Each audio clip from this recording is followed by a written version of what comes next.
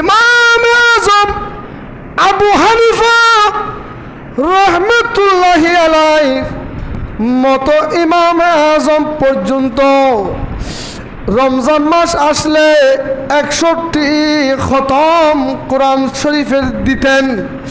বন্ধুরা, আজ মুসলমানদের ছেলেরা কোরআন শরীফ তো পড়তেও জানে না, কি খতম দিবে। বড় বড় ডাক্তার হয়েছে, ইঞ্জিনিয়ার হয়েছে, অনেক টাকা কামায়, অহংকারের এলাকায় থাকা যায় না, কোরআন শরীফ পড়তেও পারে না। কোরআন শরীফ খতম কিভাবে দিবে? যারা পড়তে পারে তারাও কোরআনের খতম দেয় না, পড়ে না। দিনের বেলায়ও পড়ে না, রাতেও পড়ে না। টাকা ইনকামের জন্য দৌড়ায়। 5,000 টাকা দিবে, দোকানে চাকরি করবে, সারাদিন বসে থাকবে।